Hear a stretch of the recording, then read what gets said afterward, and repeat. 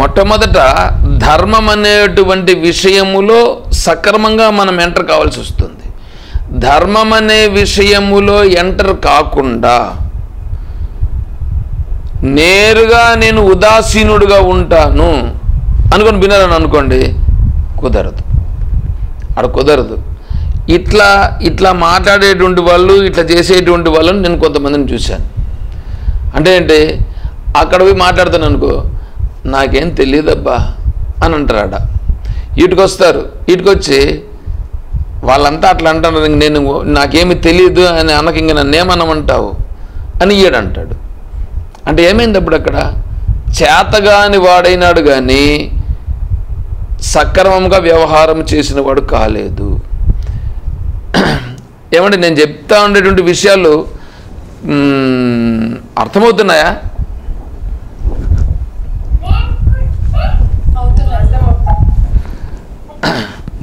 అది నిజంగా సమాజంలో ఇవి ఉన్నటువంటి అంశాలు. ఇవి ఉన్నటువంటి అంశాలను వీటిని సక్రమంగా అర్థం చేసుకుంటే కానీ మనం దాంట్లో నుంచి బయటపడలేం. చూసుకోండి, కావాలంటే ముందు ధర్మబద్ధంగానే రాలేని వాడు తర్వాత ఉదాసీనుడు అనేటువంటి స్థితికి రాలేడు. ముందు ధర్మబద్ధంగా వస్తే మన మనస్సు ఏమవుతుంది, ఒక స్థాయికి వచ్చేస్తుంది. ఇప్పుడు నువ్వు ధర్మంగా లేనప్పుడు నీకు నేను ఇంకేం చేయగలుగుతాను అని మనం మాట్లాడగలుగుతాం. నువ్వు ధర్మంగా ఇట్లా చేయాలి, నువ్వు ఇట్లా చేయాల్సిందని ఇట్లా చేయలేదు, మరి దానికి నన్ను ఏం చేయమంటావు? ఇప్పుడు చూడండి, అప్పుడేమైంది, తను బాధపడడం అనేటువంటిది, తను దానికి లోబడుట అనేటువంటిది ఇక్కడ తగ్గిపోతుంది. అంటే ఇప్పుడు ఎక్కడికి పోయింది? ధర్మం పైకి పోయింది. ఇప్పుడు ధర్మం పైకి పోయి నువ్వు చేస్తా ఉండేది ధర్మంగా చేయట్లేదు అనే కాటుకు వచ్చాడు. ఇంగిటివైపు వచ్చాడు, నువ్వు చేసింది ఎంత మాత్రం చేసావు? నువ్వు ధర్మబద్ధంగా లేరు, వాళ్ళు అక్కడ ధర్మబద్ధంగా లేరు, కాబట్టి మీరు ధర్మంగా లేరు, కాబట్టి నాకేం సంబంధం లేదు, మీరు ధర్మంగా ఉండండి, అప్పుడు నన్ను అడగండి, అప్పుడు నేను ఏమైనా చేయగలుగుతాను అనే మాట వస్తుంది ఇప్పుడు ఇక్కడ. అప్పుడు ధర్మం అనేటువంటిది శాస్త్రం వచ్చింది. ఈ స్థితిలో ధర్మబద్ధంగా నిలబడినప్పుడు ఇప్పుడు వాళ్ళు చేయాల్సిన పని వాళ్ళు చేస్తారు, వీళ్ళు చేయాల్సిన పని వాళ్ళు చేస్తారు. అంటే తల్లి చేయాల్సిన పని తల్లి చేస్తుంది, భార్య చేయాల్సిన పని భార్య చేస్తుంది. ఇప్పుడు ఏం ఏర్పడుతుందంటే ఒక సౌఖ్యత అనేది వస్తుంది. ఇప్పుడు అక్కడ సౌఖ్యత ఏర్పడిన తర్వాత ఇప్పుడు ఇతను ఆత్మానాత్మ విచారణ స్థితిలోకి వచ్చి ఇప్పుడు జరగవలసింది జరుగుతుంది అనే స్థితిలో తను స్టికాన్ అయితే అక్కడ ఉండగలుగుతాడు. దానికి యోగ్యత కూడా వస్తుంది, అక్కడ జరుగుతుంది. అంతేగాని అలా కాకుండా దానికంటే కింది స్థాయిలోనే ఈ విషయంలో ఎలా జరగాలనుంటే అలా జరుగుతుందండి అని వీడు కూడా ఉండాలి అని మనం చెప్పవచ్చు కానీ కరెక్ట్గా అక్కడ ఇంప్లిమెంటేషన్ కాదు. ఎందుకు ఇంప్లిమెంటేషన్ కాదు తెలిసినా, అక్కడ అసలు మానసికంగానే స్టెబిలిటీ లేదు, మానసికంగానే ఒక స్థితిలో దృఢత్వం రాలేదు. మానసికంగా నిలబడగలిగితే కదా తరువాత నువ్వు ఆలోచన చేయగలుగుతావు. మానసికంగానే నిలబడలేకుండా ఎంతసేపైనా ఊగిసలాడుండేటువంటి పరిస్థితుల్లో ఆ మనస్సును విడిచిపెట్టి ఉదాసీనంగా ఉండేటువంటి పరిస్థితి ఎలా రాగలుగుతుంది? కాబట్టి ఉదాసీనంగా రావాలంటే ముందు ధర్మం అనేది తీసుకొని ధర్మబద్ధంగా వ్యవహారం చేయాలి. ఆ ధర్మబద్ధంగా వ్యవహారం చేసి ఎవడైనా ఏమైనా నాకు సంబంధం లేదండి, మీరు ధర్మబద్ధంగా లేరు కాబట్టి దీనికి సంబంధించి అంతే, దానికంటే ఇంక నేను ఇంకేం చేయలేను. కొండ బద్దలు కొట్టినట్లు కొట్టడం అంతే, దాంట్లో ఇంకా మరి ములాజనే లేదు, ఏమనే మాత్రం ములాజ లేదు, అటుకు అయిపోయింది. ఎందుకంటే ధర్మబద్ధముగా మనము మాట్లాడినప్పుడే ధర్మబద్ధముగా మన హృదయము కూడా స్థిరపడుతూ వస్తుంది. అలా ధర్మబద్ధంగా స్థిరపడినప్పుడే మనము ఆ మార్గములో ఖచ్చితంగా ప్రయాణం చేయగలుగుతాము. అలా కాకుండా నువ్వు ఇటువైపుగా మాట్లాడుతూ ఇటువైపు విషయాల్లో పడుతూ వస్తే ఆ మనస్సు శుద్ధత్వమునకు రాదు.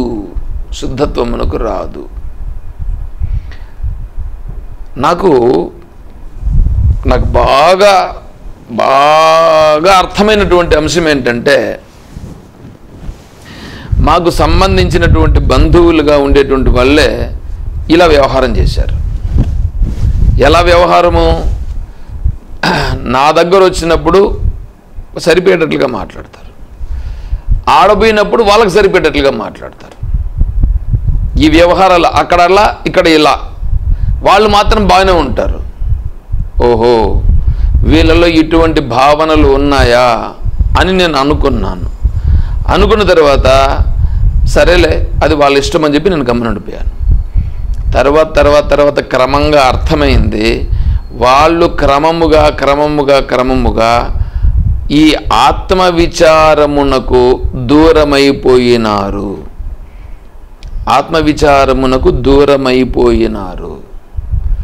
చూడండి ఎట్లా ఉంటుందో. అంటే ఈ ఆత్మవిచారానికి దూరం అయ్యేదానికి కారణం ఏమిటి? ఎప్పుడైతే వాళ్ళ దగ్గర వాళ్ళ మాటలు, వీళ్ళ దగ్గర వీళ్ళ మాటలు చెప్తూ వచ్చారో, ఇది ఎక్కడైనా సరేనండి, ఆఫీసులో కానీ, ఇంటిలో కానీ, లేదా ఉద్యోగంలో కానీ, వ్యాపారంలో కానీ, ఎక్కడైనా సరే ధర్మం అనేటువంటిది ముందు పట్టుకో. ధర్మం పట్టుకున్న తరువాతనే ఉదాసీనత్వం వస్తుంది. ధర్మము పట్టుకోకుండా ఉదాసీనత్వానికి రావాలంటే మనం రాలేము. మనసు సంక్షోభములో ఉంటుంది. మనసు సంక్షోభంలో ఉన్నప్పుడు ఉదాసీనం గురించి మాట్లాడలేము. ఏమండి, కడుపు కాలుతూ ఉంటే నువ్వు ఆత్మధ్యానం చేయాలంటే ఏడ చేస్తాడండి ఎవడైనా?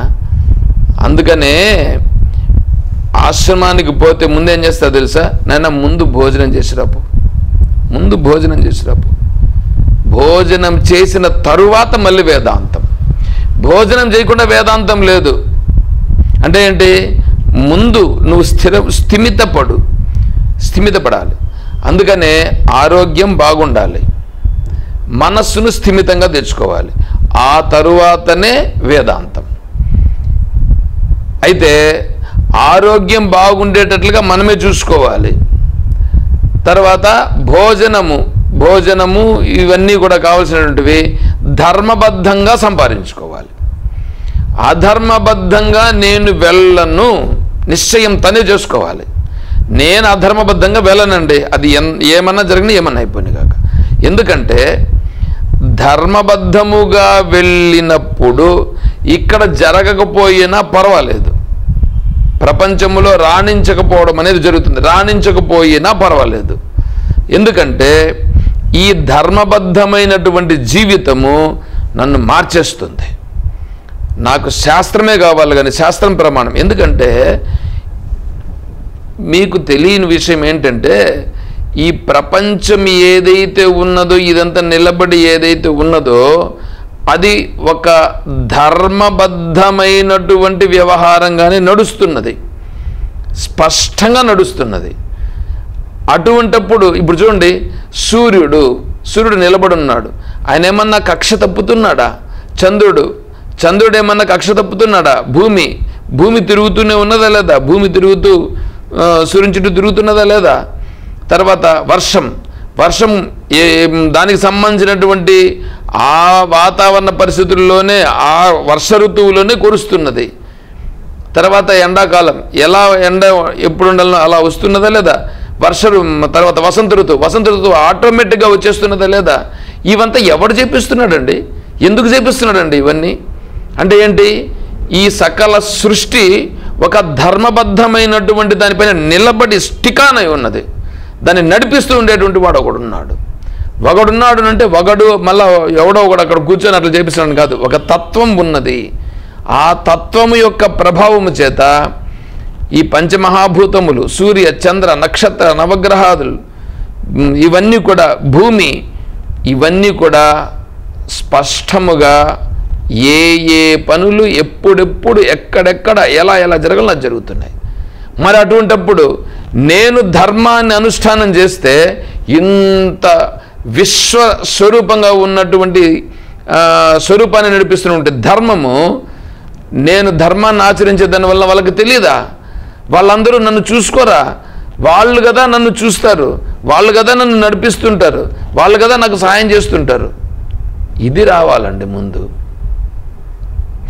ఇటువంటి ధర్మబద్ధమైనటువంటి జీవితం వస్తే అప్పుడేమైపోతుంది తెలిసిన, ఇతని జీవన మార్గమే మారిపోతుంది, ఇతని జీవన విధానమే మారిపోతుంది.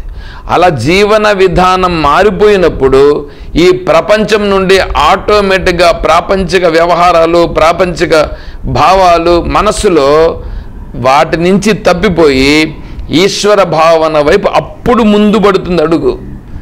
అంతేగాని ప్రపంచంలో వాడు బాగా పెరిగినాడు, వీడు బాగా పెరిగినాడు, వీడు గొప్పవాడైనాడు, నేను గొప్పవాడు కాలేదు అనే భావనతో ఎంతవరకు ఉన్నాడో, ధర్మ భావననే పట్టుకోకుండా ఈ ప్రాపంచిక భావనను పట్టుకొని ఊగులాడుతున్నాడో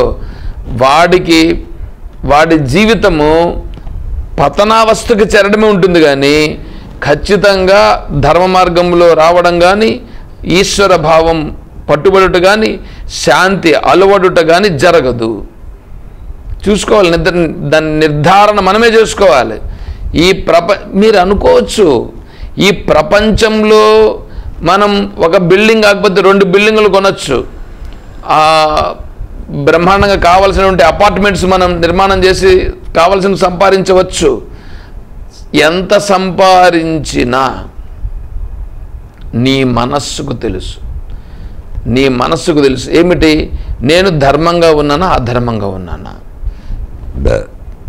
నాకు వచ్చిన ఆదాయము ఎటువంటి మార్గంలో వచ్చింది, నేను చేసినటువంటి వ్యవహారములు ఎటువంటివి చేశాను, అది వేరే వాళ్ళకి కాదు తెలిసిండేది, స్పష్టంగా నాకు తెలుసు. ఈశ్వరునికి తెలుసు. ఈశ్వరుడు ధర్మబద్ధుడు. నేను ధర్మమును ఆచరిస్తాను.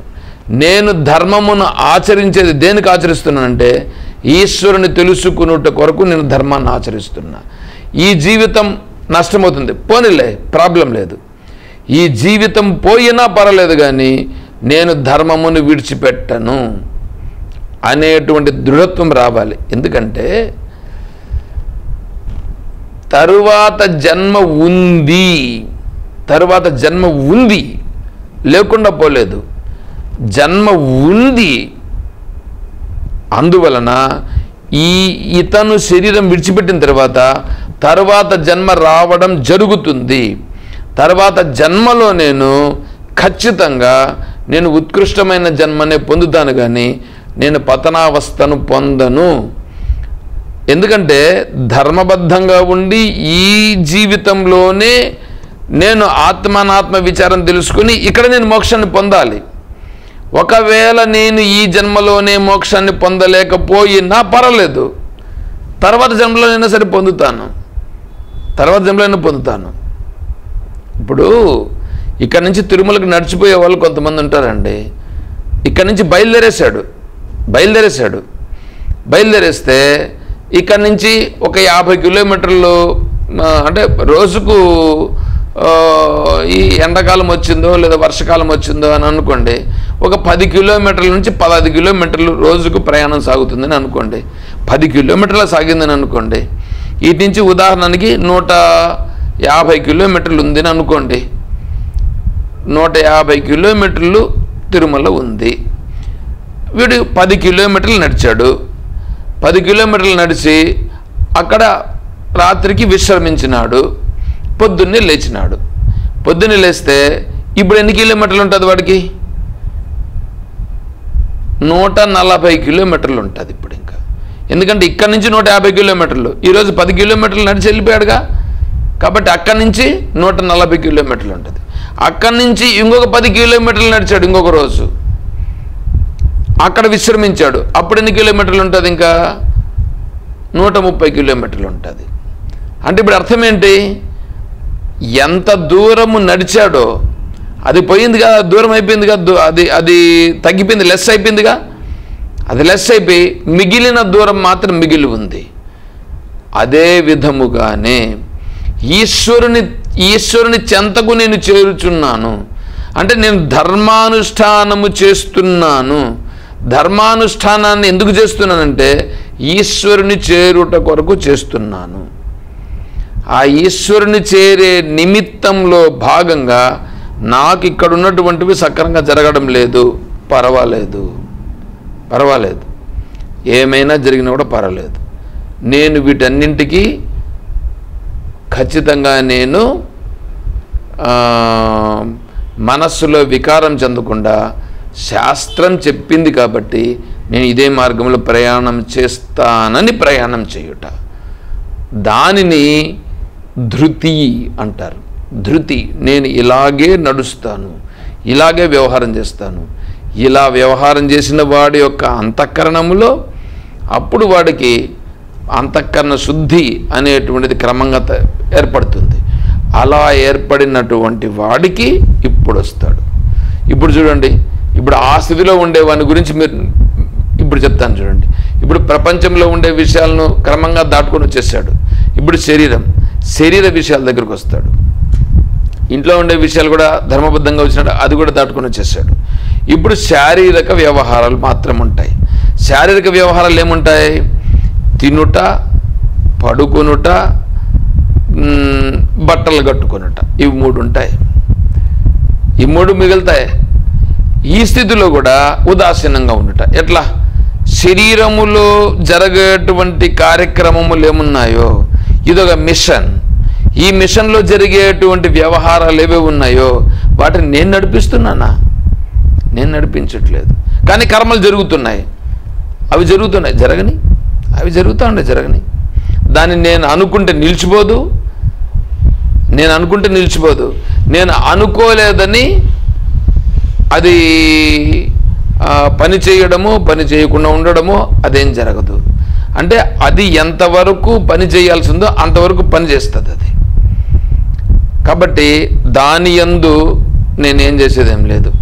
కాబట్టి వాటిని చూస్తూ ఉండడం అంతే. ఏ విధముగానైతే శరీరములో ఉన్నటువంటి ఇంద్రియములు పనిచేస్తూ ఉండగా, అంటే నా సంకల్పము లేకుండా జరిగేటువంటి పనులు జరుగుతున్నాయో, అదే విధముగా బయట జరిగేటువంటి పనులు కూడా ఈ శరీరములో ఇప్పుడు గుండె కొట్టుకుంటుంది. ఆ గుండె కొట్టుకున్నట్టు నేను చెప్తే కొట్టుకుంటా ఉంది. అదేమైనా నేను చెప్పుకుంటే కొట్టుకోవట్లే, ఆటోమేటిక్గా కొట్టుకుంటుంది. అది ఊపిరితిత్తులు గాలి పీల్చుకుంటా విడిచిపెట్ట నేను చెప్తే చేస్తున్నాయా? అది ఆటోమేటిక్గా జరుగుతుంది. కిడ్నీ లోపల పనిచేస్తూ ఉంది, అది నేను చెప్తే పనిచేస్తుందా? అంటే వాటి పనులు అవి వ్యవహారం చేస్తున్నాయి. అదే విధముగానే ఇప్పుడు బాహ్య ప్రపంచంలో కూడా ఏమి ఎప్పుడెప్పుడు ఎలా జరగాలనుందో అలా జరుగుతున్నాయి. నేను ఉదాసీనుడుగా నేను వీటన్నింటిని చూస్తున్నాను అని ఎప్పుడైతే మనం ఈ దృష్టితో మనం ఉండగలుగుతామో అప్పుడు వీడు నిజమైన ఉదాసీన స్థితిలో ఉండి ఆత్మానుభూతికి చాలా దగ్గరైపోయినాడు.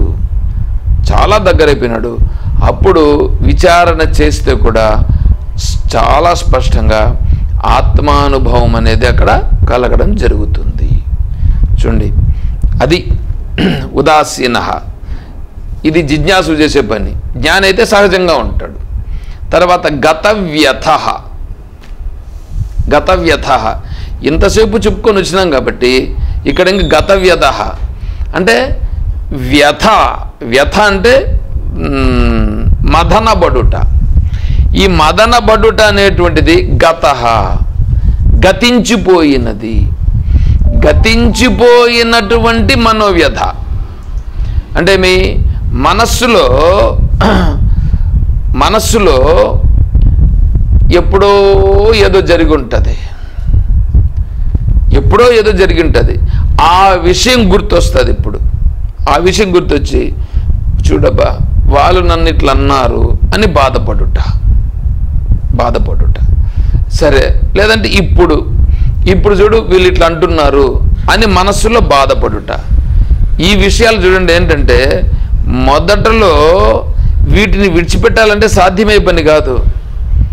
దానికి ఒకటే ఉదాహరణ చెప్తానండి. నోటిలో కారముగా ఉన్నది. ఈ కారం తగ్గాలంటే ఏం చేయాలి? ఇప్పుడు వెంటనే స్వీట్ ఒకటి నోట్లో పెట్టుకో. స్వీట్ నోట్లో పెట్టుకుంటే కారం ప్రభావం తగ్గుతుంది. అదే విధముగానే ఇక్కడ కూడా ఆ కర్మలకు సంబంధించిన ప్రభావాలు ఏవైతే ఉన్నాయో అవన్నీ వచ్చి నెత్తిన పడుతూ ఉంటాయి. వాటన్నింటినీ ఎదుర్కొని వాటిని పట్టించుకోకుండా ఉండాలంటే అది సాధ్యం కాదు. వాటిని పట్టించుకోకుండా ఉండాలంటే అది సాధ్యం కాదు. కాబట్టి ఏం చేయాలి? ఇప్పుడు పుణ్య సంస్కారాలు చేయి, పుణ్యం చేయి. పుణ్య వ్యవహారాలు చేస్తే వీటిని గురించి పట్టించుకునేటువంటి స్థాయి నుంచి మనస్సు పరిపక్వతను చెంది నీకు కావలసిన సౌకర్యాలు ఏర్పడతాయి. నీకు కావలసిన సౌకర్యాలు ఏర్పడినప్పుడు ఇప్పుడు నువ్వు సక్రమంగా మాట్లాడగలుగుతావు. అవునప్పా, ధర్మంగా ఉండాలి కదా, ఇట్లా కదా, అట్లా కదా అని అవన్నీ అప్పుడు మాట్లాడగలుగుతావు. తరువాత ఇప్పుడు నువ్వు మామూలు స్థితికి నువ్వు ఒక స్టెబిలిటీ నీకు వస్తుంది. ఇప్పుడు నువ్వు ఆ విషయాల గురించి పట్టించుకోకుండా కూడా విడిచిపెట్టేసేయచ్చు. ఆ విషయాలను పట్టించుకోకుండా విడిచిపెట్టేయచ్చు. అది నువ్వు విడిచిపెట్టినావు, విషయాలను నువ్వు విడిచిపెట్టి ధ్యానము చేయుటకు ఉపక్రమించుచున్నావు. అయితే ధ్యానములో ఆ విషయాలు వచ్చి నిన్ను కలత పెడుతూ ఉంటాయి. బయట ఉన్నప్పుడు నిన్నేమి ఇబ్బంది పెట్టట్లా, ధ్యానం చేసేదానికి కూర్చుంటేనే అవి వచ్చి కలత పెట్టుచున్నాయి. అంటే ఏంటంటే బయట నువ్వు చూసేదానికి విడిచిపెట్టినట్లుగా ఉన్నా అంతఃకరణంలో లోపల తిష్ట వేసుకుని ఉండే అవి ఇంకా నిన్ను విడిచిపెట్టలా, అవి నిన్ను విడిచిపెట్టలేదు. అంటే నువ్వు విడిచిపెట్టినావు కానీ అది విడిచిపెట్టలేదు నిన్ను. కాబట్టి ఇక్కడ ఏం చేయాలి? ఇప్పుడు అది నిన్ను విడిచిపెట్టాలి. అది నిన్ను విడిచిపెట్టాలంటే ఏం చేయాలి? ఇప్పుడు కుక్క ఒకటి ఉందండి, కుక్కకు ఒక రొట్టె ముక్కో లేదా నువ్వు తినేదేదో కొంచెం అట్లా ఇసిరేసినావు, అది తినింది అంతే. ఇంక నిన్ను విడిచిపెట్టదు, అది నిన్ను విడిచిపెట్టదు, నీతో పాటుగానే ఉంటుంది, మీ ఇంటి దగ్గరే ఉంటుంది. చూసుకోండి, కావాలంటే దానికి కొద్దిగా వేస్తే చాలు, అది నిన్ను ఆశ్రయించి నిన్ను అనుసరించి ఉంటుంది. ఇప్పుడు అదే కుక్కని నువ్వు విడిపించుకోవాలంటే, కుక్కను నువ్వు విడిపించుకోవాలంటే దాన్ని కొడుతూ ఉంటే కొన్నాళ్ళకి అది రాకుండా పోతుంది. ఒక 6 నెలలు అయిపోయిన తర్వాత కూడా నువ్వు కనిపించినావు అనుకో, నీకల్లా చూస్తుంది, వద్దా అని నిలబడుతుంది. ఎందుకంటే నువ్వు ఇంతకుముందు కొట్టినావు కాబట్టి, కొట్టి దాన్ని తరిమేసినావు, అందువలన అది నిలబడుతుంది. నువ్వు కన్నా మళ్ళా దానికి కొంచెం అట్లా వేసి అన్నావా వచ్చేస్తుంది. మళ్ళా నువ్వు అప్పుడు కూడా దానిని చూడకుండా, దానికి ప్రాధాన్యం ఇవ్వకుండా ఉంటే అది క్రమంగా ఇంక ఈయన దగ్గరికి పోయినా నాకు ప్రయోజనము లేదు, ఈయన దగ్గరికి పోయినా నాకు ప్రయోజనము లేదని అది నిశ్చయం చేసుకుని అది రావడం మానేస్తుంది. ఆ విధముగా ఈ వ్యధలు ఉన్నాయి చూడండి, మనస్సులో వ్యధలున్నాయే, మనము ధ్యానం చేసుకుని దాని నుంచి దూరముగా ఉండుట అనేది మనం చేసుకునే ప్రయత్నము. ధ్యానము ద్వారా ఆ విషయములను అప్పటికప్పుడు వాటిని దూరంగా పెట్టుట అనేది జరుగుతూ ఉంది. అంతే, నువ్వు అప్పటికప్పుడు దూరంగా పెట్టగలిగావే కానీ వాటి నుంచి పూర్తిగా ఫ్రీ కాగలిగావా? కాలేదు. నువ్వు వాటి నుంచి ఫ్రీగా ఎప్పుడు కాగలుగుతావు తెలిసిన, అవి నీ మనసులోకి రాకుండా ఉన్నప్పుడు నువ్వు ఫ్రీ కాగలుగుతావు. అవి నీ మనస్సులోకి రాలేకపోయినా మళ్ళీ నీ మనసు ఏం చేస్తుంది, నాకేమీ విషయాలు ఏమి రాలేదే అనేటువంటి భావన మళ్ళీ వస్తుంది. అటువంటి భావన కూడా లేకుండా స్వానుభవం అనేటువంటిది విచారణ ద్వారా తెలుసుకున్నప్పుడు ఇది సత్యమైనది అని నీకు దృఢమైనప్పుడు అవి రాకపోయినా నాకు ఇబ్బంది లేదు, నేను స్వరూప స్థితిలో ఉన్నాను అంటే వాటంతటా అవి నిన్ను విడిచిపెట్టి వెళ్ళాలి. ముందు నువ్వు స్టేబుల్గా ఉండేదానికోసం ధ్యానం విచారణ చెయ్యి. ధ్యానము ద్వారా అనుభవంలో కొంతసేపు ఉండి ఆ శాంతిని పొందుట, విచారణ ద్వారా దృఢమగుట, ఇవి రెండు బాగా బలముగా పెంచుకుంటూ పోతే అప్పుడు బాహ్య విషయములు వాటంతట అవే క్రమముగా సన్నగిల్లి అవి దూరం అవుతాయి. అట్లా కాకుండా వాటిని దూరం అని పెడితే వాటిని దూరం పెడతావు, ఈడ ఉండగలిగే సామర్థ్యం కావాలిగా మనస్సుకి. మనస్సుకు ఉండగలిగే సామర్థ్యం కావాలి. మనస్సుకు ఉండగలిగే సామర్థ్యం కావాలంటే అందుకు విచారణ ధ్యానం, విచారణ ధ్యానం, విచారణ ధ్యానం. ధ్యానంలో స్వరూపానుభవము, విచారణ ద్వారా ఆత్మానాత్మ విచారణం చేస్తూ ప్రాపంచిక విషయముల యందు అసత్యత్వాన్ని, అల్పత్వాన్ని గురించి చూపించి దీన్ని దృఢం చేస్తే మనస్సు ఇప్పుడు నిలబడుతూ వస్తుంది. ఇలా చేసి ఈ వ్యథ, వాటిని గురించి బాధపడుట అనేటువంటిది క్రమంగా క్రమంగా క్రమంగా మనమే తొలగించుకోవాలి. ఆ తర్వాత క్రమంగా క్రమంగా అవి రావడం నిలిచిపోతాయి. అలా చేసుకోవాలి జిజ్ఞాసువైనటువంటి వాడు. జ్ఞానభక్తుడు ఆటోమేటిక్గా వీటన్నింటిని దాటుకొని వెళ్ళిపోయాడు కాబట్టి అది ఎలా ఉండినా తను నిర్వికారంగా ఉండిపోగలిగే స్థితిని వారు పొందుతారు. ఇది విషయం. ఇప్పుడు ఇక్కడికి మనం అనపేక్ష, శుచి, దక్ష, ఉదాసీనో గతవ్యథ ఇంతవరకు మనం చెప్పుకున్నాం. ఇంకా సర్వారంభ పరిత్యాగి ఒకటి ఉన్నది, అది రేపు చెప్పుకుందాం. సర్వారంభ పరిత్యాగి చాలా చాలా ఇంపార్టెంట్. సర్వారంభ పరిత్యాగి ఏమిటి, దానికి గొప్పతనం అనేటువంటిది రేపు తెలుసుకునే ప్రయత్నం చేద్దాం. ఏమంటే అందరికీ అర్థమవుతున్నదా?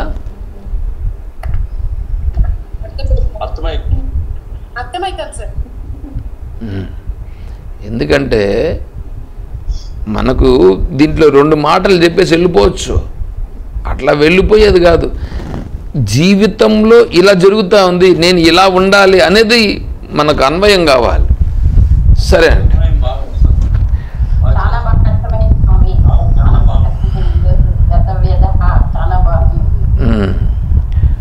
ఓం తత్సత్. ఓం అసతో మా సద్గమయ. ఓం తమసో మా జ్యోతిర్గమయ. ఓం మృత్యోర్మా అమృతం గమయ. ఓం శాంతి శాంతి శాంతి. హరి ఓం తత్సత్. ఓం సర్వం శ్రీ సద్గురుచరణారవిందార్పణమస్తు. ఓం జయ బోలో శ్రీకృష్ణ పరమాత్మ की जय बोलो गीता माता की जय बोलो भक्त मंडली की हर नमः पार्वती पतये जय सीताराम हरि ओम तत्सत ओम हरि ओम हरि ओम हरि ओम ओम ओम।